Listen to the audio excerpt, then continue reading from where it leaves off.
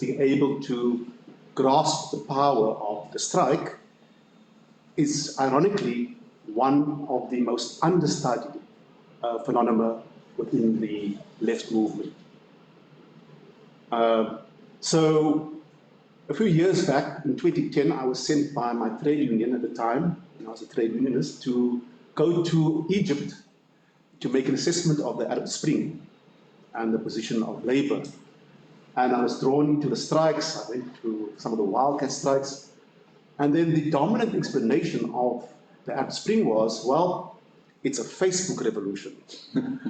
And that, of course, didn't make sense. And so I tried to find out why and how do these strikes emerge?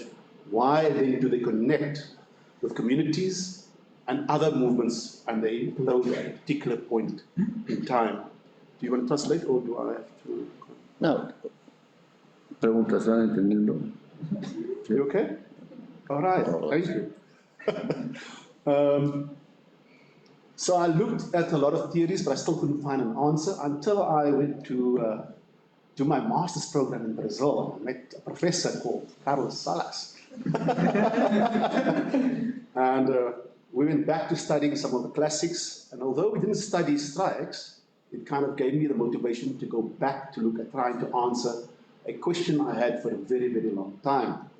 And today I would like to convince you of having a long view of how struggle emerges, and that not to give up hope for social change to come, even if you're in a period where nothing much is changing. Change will happen and will come. So in terms of my study, I have two key points of investigation, which is how do you explain these big social outbursts or uprisings in a country, but also how come it moves around the world. It goes from Egypt, it goes to France, it goes to Brazil, and it moves around the world over a very specific period of time.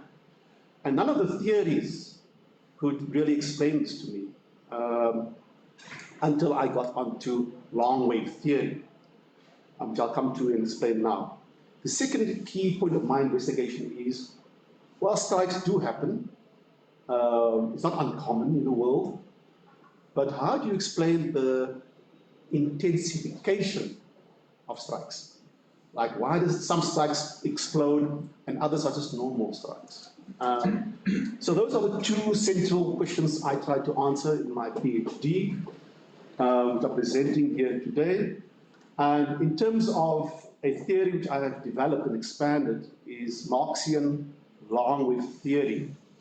Now, the theory has a long history. It actually goes from the 1870s, but the theorists who theorized long waves to include social mobilization really started in the 1920s with Leon Trotsky, and the other key theorists would be Ernest Mandel. The rest were more kind of academic contributions to the study of long waves. Now, maybe one important thing that came from the early communist movement in 1920 is there was a debate about the imminent collapse of capitalism with 1920-21 crisis. But of course, that didn't happen in the way that it was expected, because the dominant notion at the time was that, well, capitalism at that stage was just consisting of business cycles. And so the understanding was, well, the system is going to crash, the cycle is down, and there will be a major uprising of the working class all over the world. And that didn't happen as they had expected, or the prognosis was incorrect. And then the theory of long wave came into being and said, well, look, capitalism doesn't only consist of the shorter business cycle. It also has business cycles over long periods of expansion and long periods of contraction between 40 to 60 years, right? And that is called the long wave, simply put it in that way. And then the theorists who theorized how then you have major upsurges in the class struggle was Ernst Mandel. And by and large, the debate that unfolded in the 80s came to an end around about 1989. And since then, the theory was marginalized, put back. And so part of my work was to kind of resurrect this theory, take a look at it in terms of explaining the current situations that we face currently. But the key element or explanation or concept of long-wave theory is that social explosions or intense class warfare, others would like to say, happens in a predictable fashion if one is able to use a long-wave theory analysis. Are we? All right. I love that. So let me just go quickly into Mandel's theory. So Mandel basically argues that if you look at the capitalist system, it's actually much more integrated than how we would assume. And what happens at a global level is that as the rate of profit declines at a global level, what you have then is that generalized cost cutting is implemented by the capitalists, so to speak. And they introduce what is called labor-saving technologies. So they advance the technology to reduce the input of physical living labor into the system, and they implement new technological changes, and they intensify the work process. And that is a universal system that in fact unites the workers. So the major technological inventions get implemented during periods of the expansive capitalist phase. When capitalism is growing, it's a period of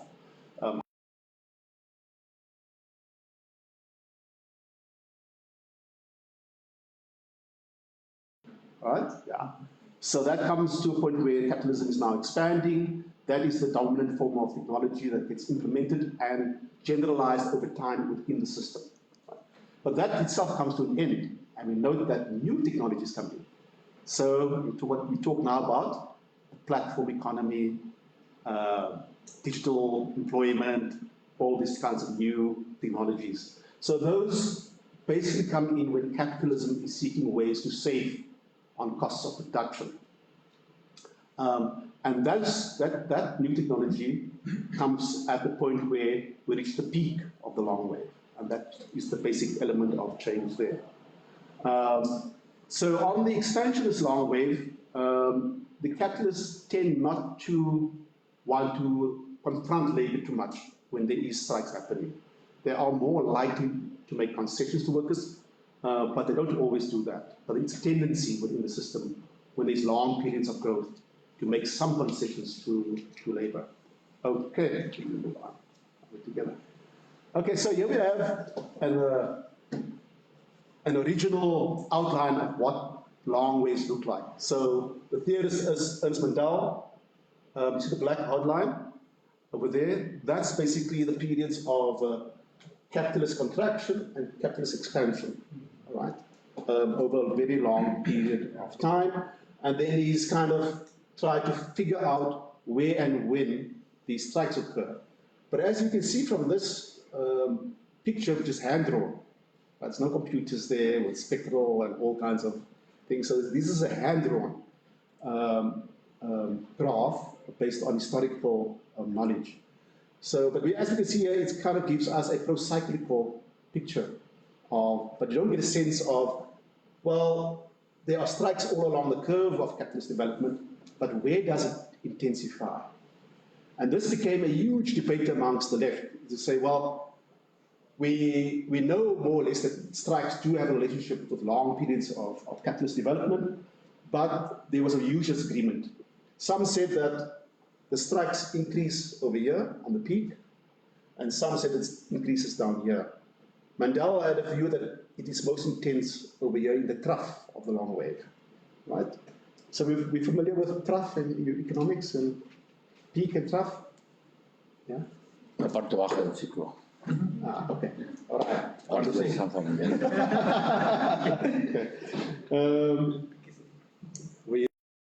Right. So in 1989, 1992, the Marxists got together in a conference in Belgium, and they kind of looked at ways to improve the technology to understand the relationship between capitalism and strikes and protest.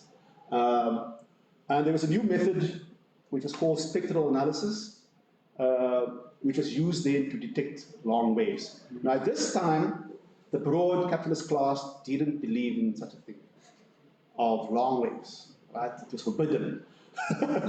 But that's always the case, right? So anyway, so this conference provided empirical evidence using a new kind of modern techniques beyond wings to show that actually there is long waves of existence under the capitalist system. But the limitation of this conference was that they didn't really develop new methods to study strikes. It was more on the economic side of things. So economic long waves, but there was no long waves of strikes, so to speak. Right? So that was the limitation which I kind of looked at, and then tried to develop a model that could depict the long wave of strikes. By the way, strikes here in the Marxian sense is also a proxy for protest. That's a proxy that we have. Okay. So I borrowed from that study that was happening there, and I tried to look at how can I then compare economic long wave with strikes, and I found the system or a technique called cross-spectral analysis, purely experimental, and that's a good thing, you can experiment. And while experimenting, there were so many variations, and I found one. And the way I kind of chose the one that I found was that the proof that I had was to look at the study of strikes for each year of the long wave. Whether the outcome of the analysis, of the spectral analysis, actually confirms labor history.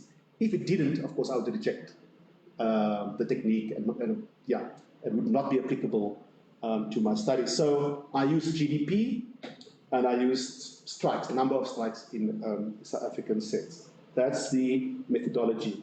But before I come to that, I want to just mention the work of Anwar Sheikh. He's a professor of economics at New School, New York, heterodox economist, you know him. And this was his more recent graph in his book called Capitalism. And he was the first to predict the 2008-2009 crash using long wave theory.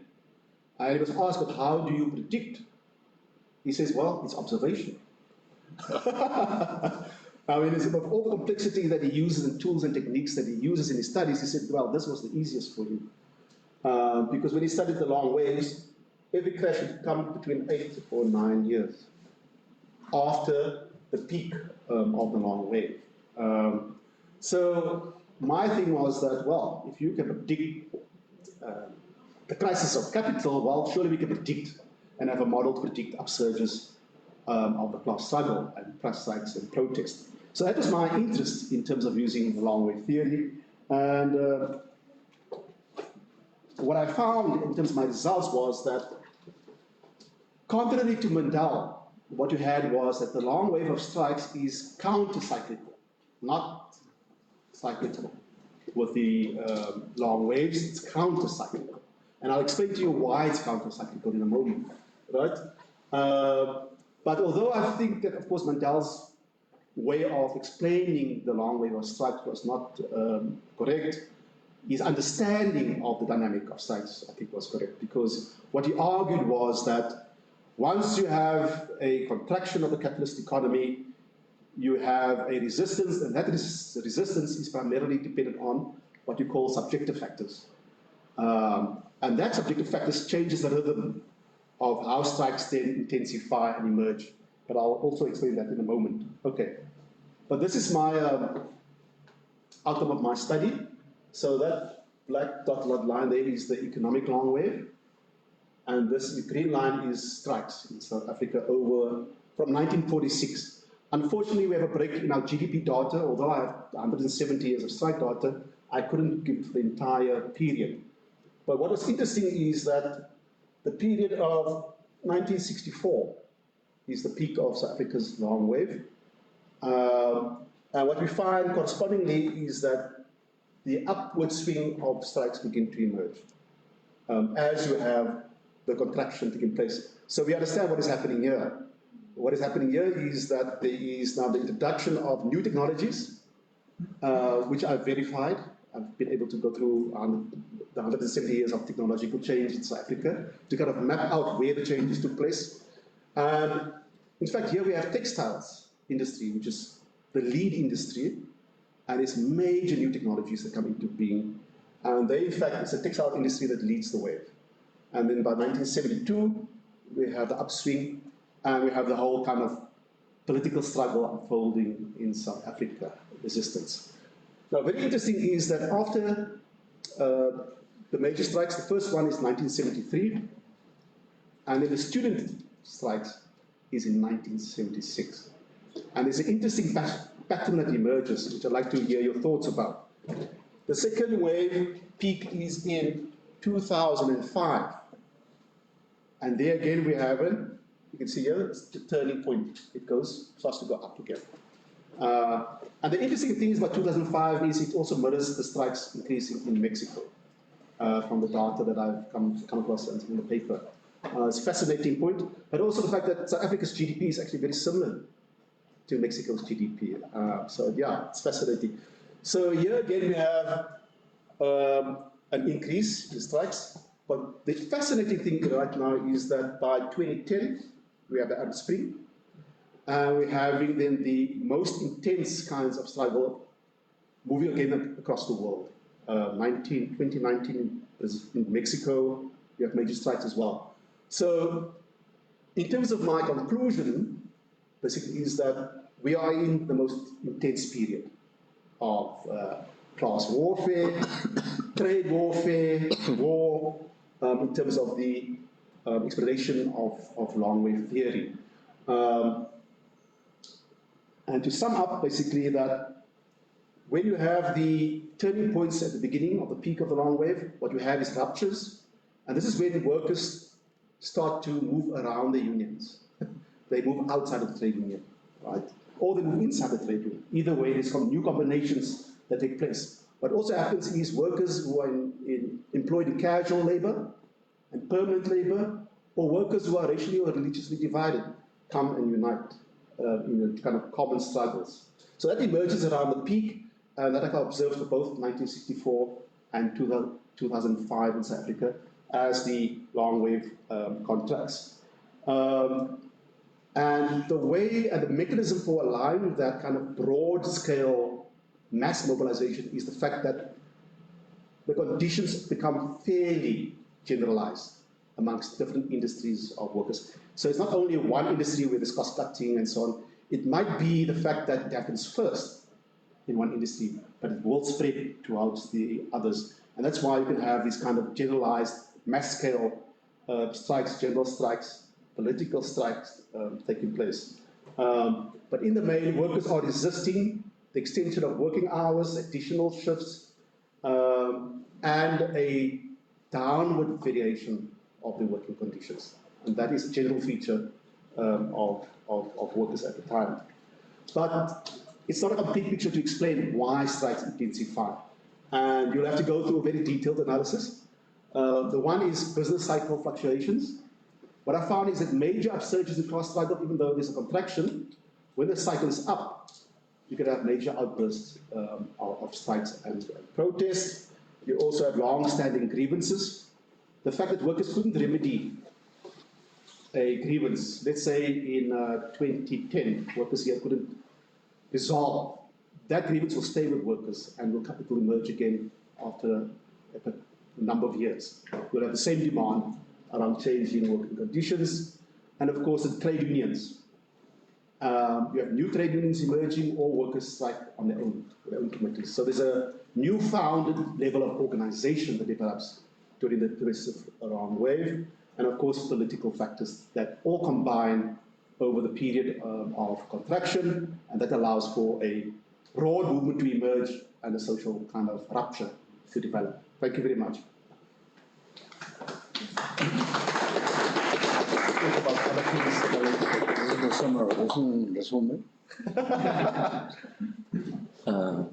Well, thank you. Any questions?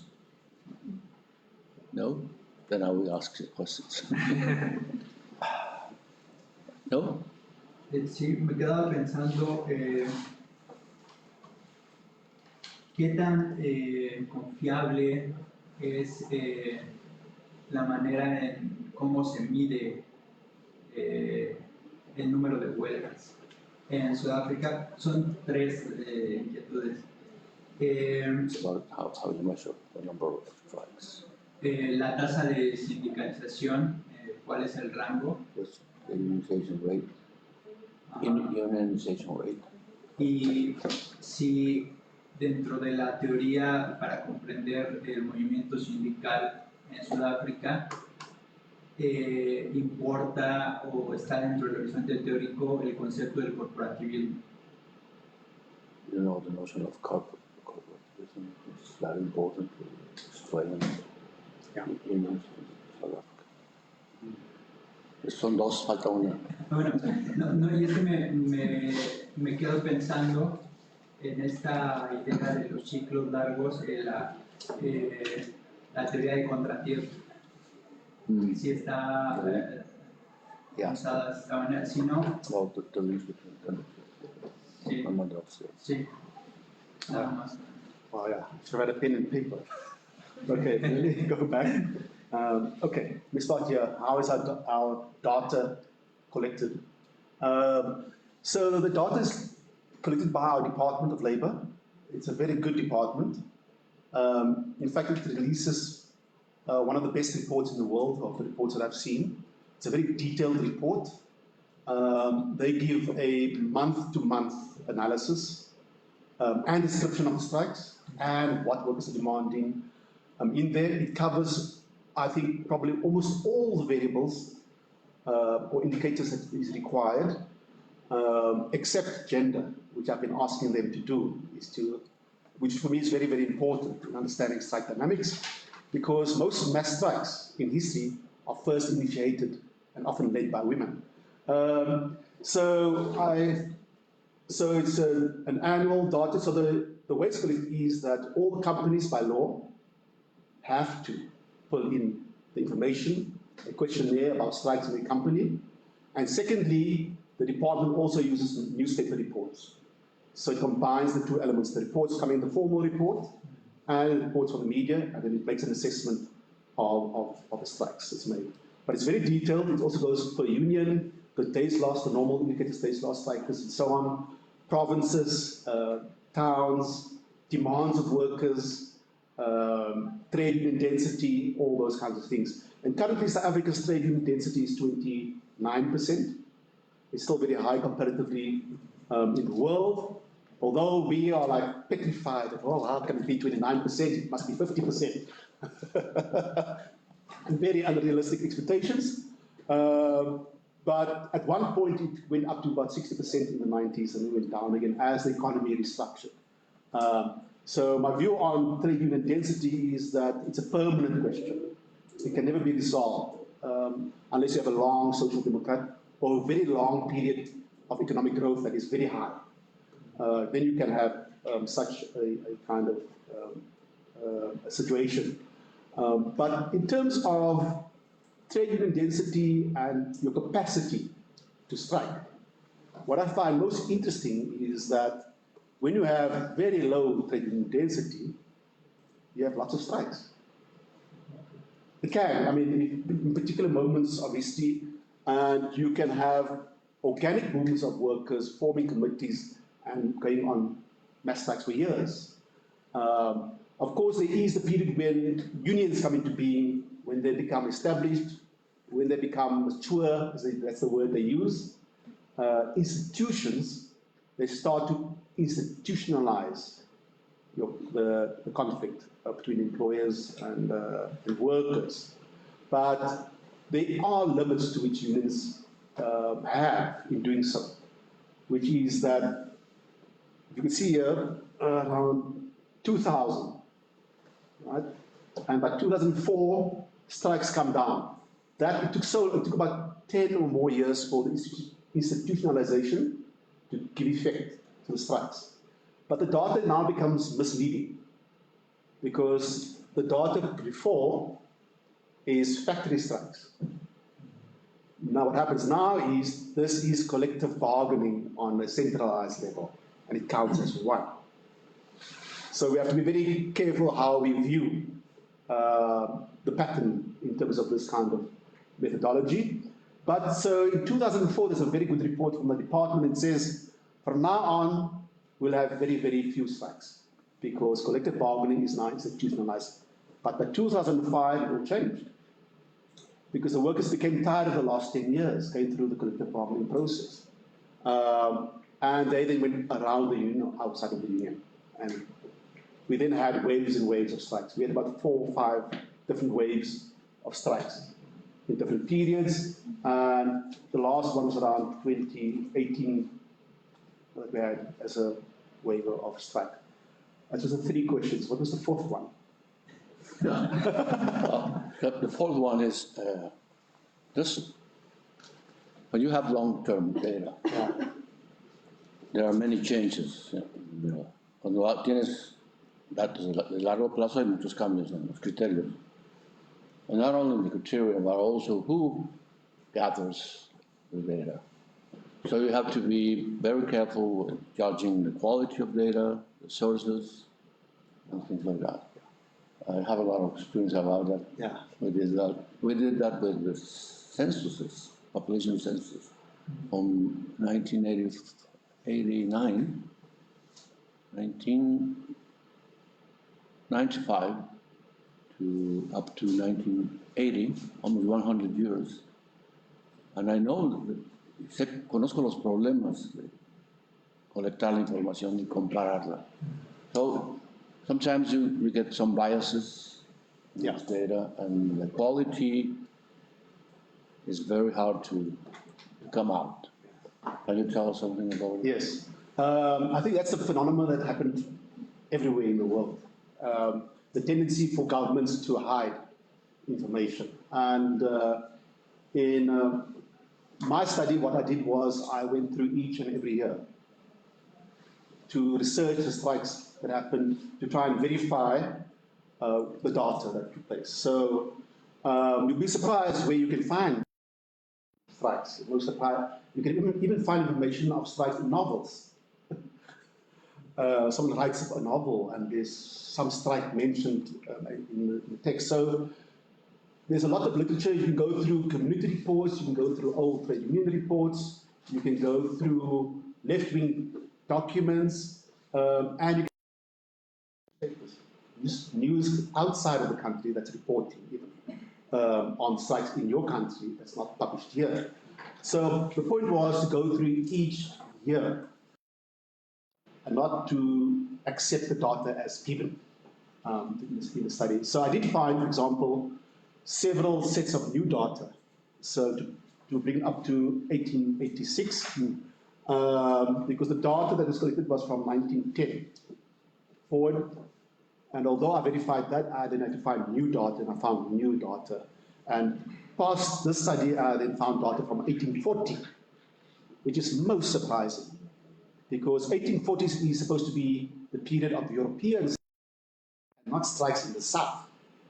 And that raises a fundamentally new question about the strike weapon and where and how workers in both the North and the South weapon of a strike, more or less at a definite point in history. So in terms of conductive, well, the common term at that point in time, and I think of course of Trotsky, and conductive was that they mandated him to kind of do a quantitative study, an empirical study of that, whereas Trotsky had more the kind of part empirical, but more the qualitative element of strikes, protests, wars, trade wars, and all other kinds of variables in that. The basic difference was that the distinction between a cycle and a wave.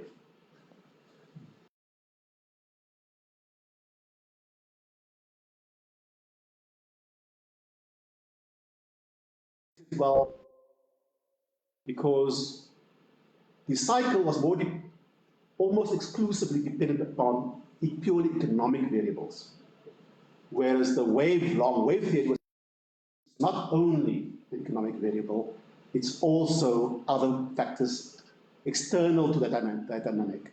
So it's inter-class warfare, right? From the same class, like war, trade wars you saw between the USA and China.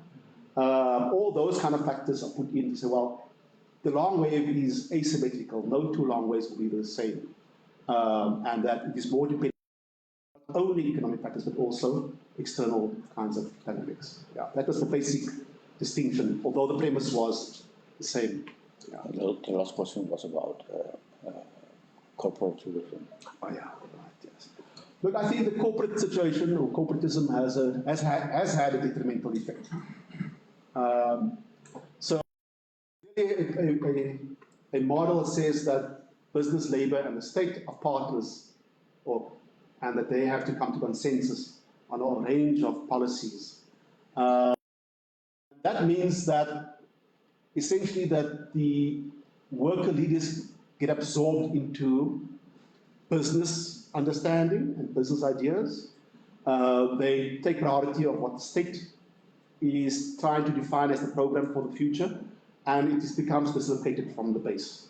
But fortunately, I think in the South African case, it took a very long time.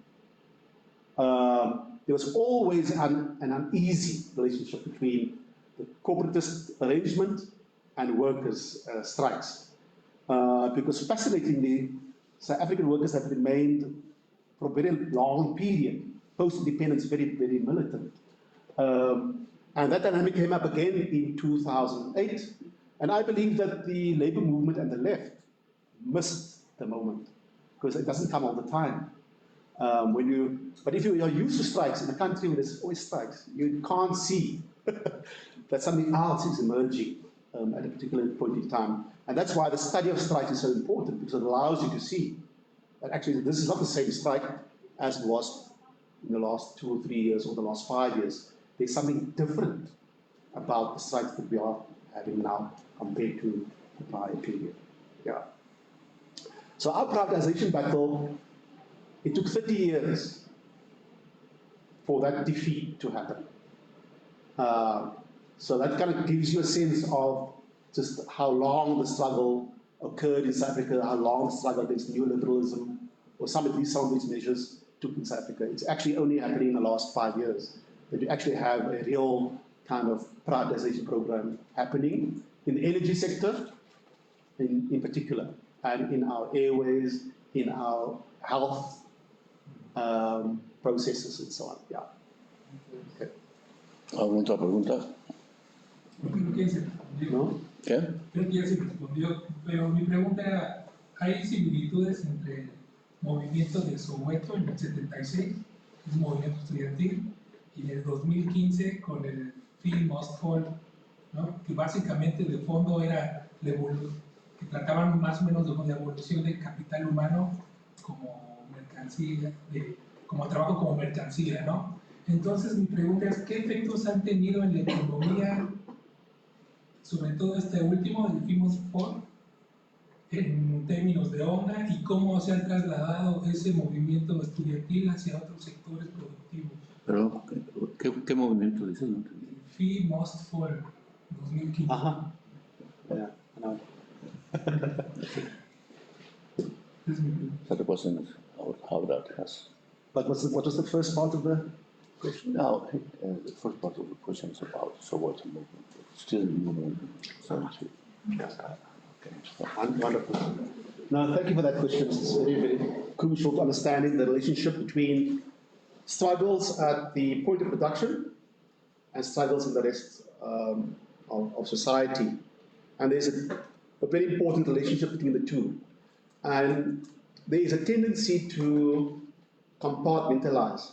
Oh, those are worker strikes. Oh, those are student strikes. Oh, this is community strikes. But in order to understand the strike dynamic, you have to kind of consider them all together. And it has, of course, series of implications for how a movement gets established and how it moves forward and how it establishes a political program.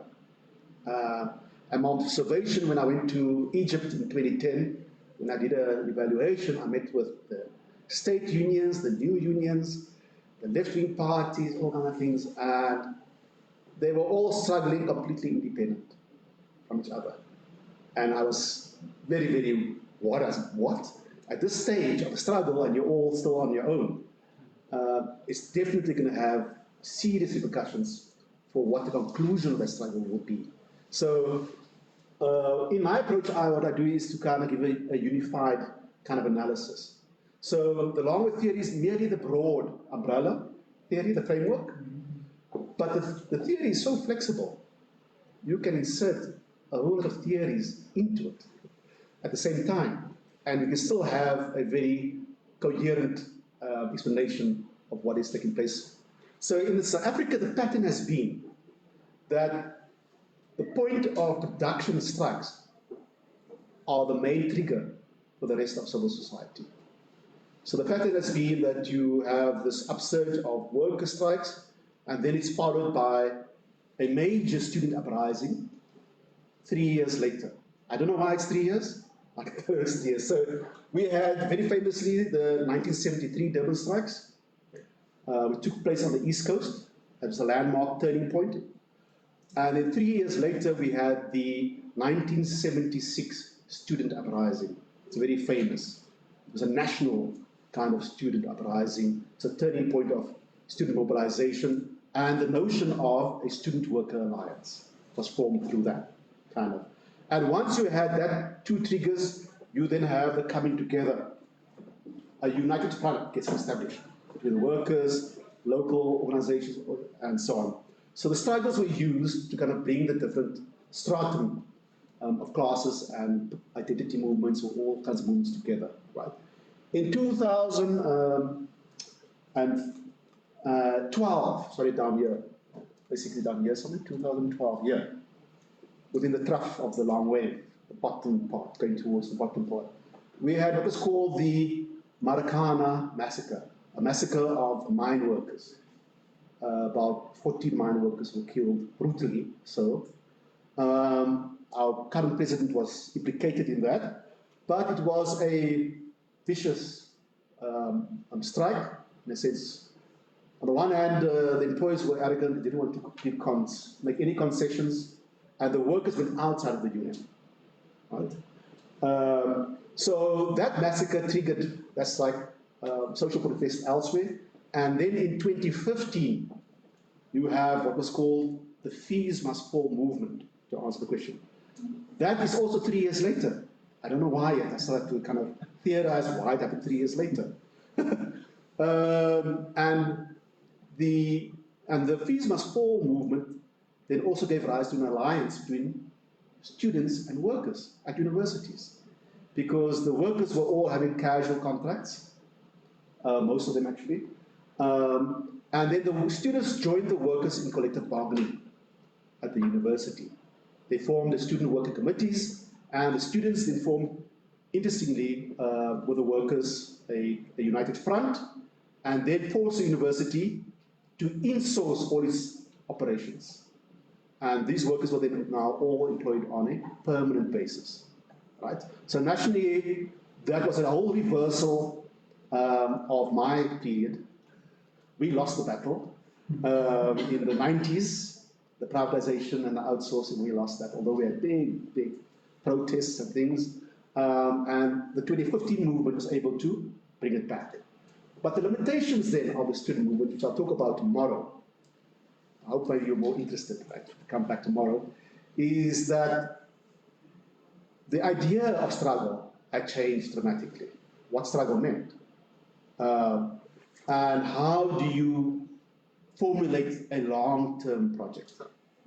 That was absent in the way they thought about. And in my period of time, I don't always want to do that, but the thing about asking people from outside or people who are familiar with something to come in and talk to you and say, hey, what do you think of this period of history? What do we do? That was absent here. It was us and nothing else. So that was a very serious limitation to the way it was then understood, and identity movements to the fore, which was then an episodic, like a short-term way. And So they weren't able to then build the longer term organization after that wave. It kind of just fizzled out. There was some level of repression from the universities, but not significant enough in my view to make the movement collapse. There were other factors internal to the movement that allowed it to collapse. And there's some lessons that we have to draw about movement building for the future. I hope I answered your question. Yeah. Perdón, me quedaba pensando cómo hay esta facilidad de salirse del sindicato o entrar. Entiendo que no hay algo como el monopolio de la representación, una ley que impida, que garantice al sindicalismo el monopolio de la representación como ocurría aquí en México. This is about internal organization experience, because you can move in and out of the unit without being punished, which is different. Oh, I see. You belong to the union and you are in charge of the law. Oh, that's different. Wow. Not system. Well, the more I listen to other experience, the more I think happy I am to be in South Africa. Because the way the unions, I think, operate is that, first of all, collective bargaining, regardless of whether you a minority union or whatever, the agreement will be for all workers. That's the first point, right? Despite the other workers not paying or belonging to the union, right? There is no compulsion to be a member of a union, although you are free to join a strike and maybe join the union afterwards. You can leave a union and join another union, right, without any kind of punitive measures. I guess the only problem we're going to have is the long bureaucracy for your benefits. But those benefits are held by private companies. Although there's a managing arm of the union. I got fired from the union because I said we mustn't join that kind of program in 1999.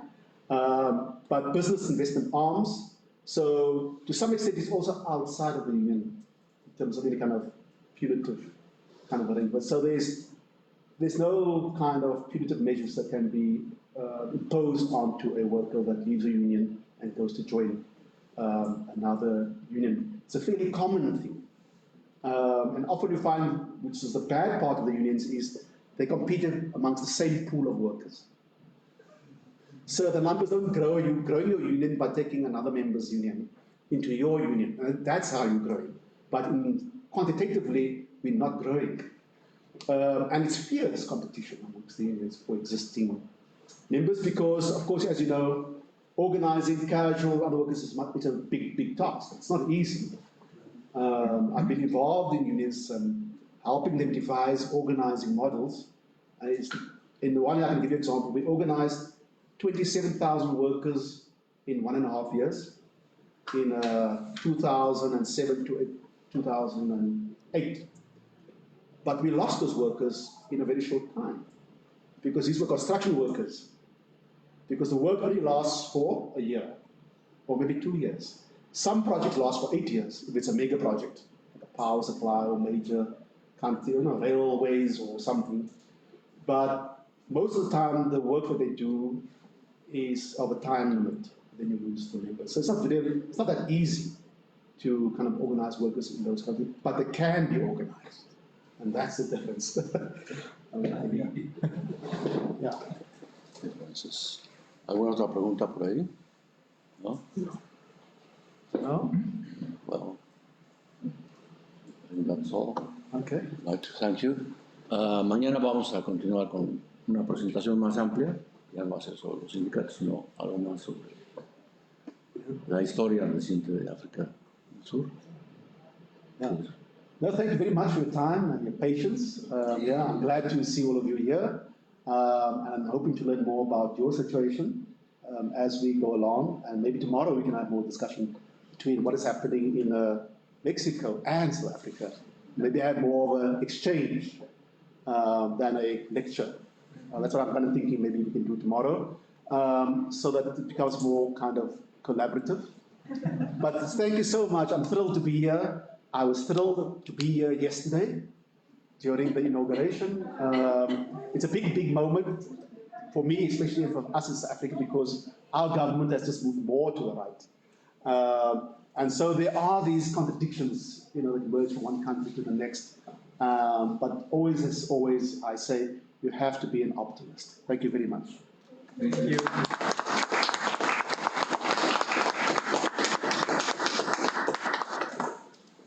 Muchas gracias. Thank you, Carlos. Okay.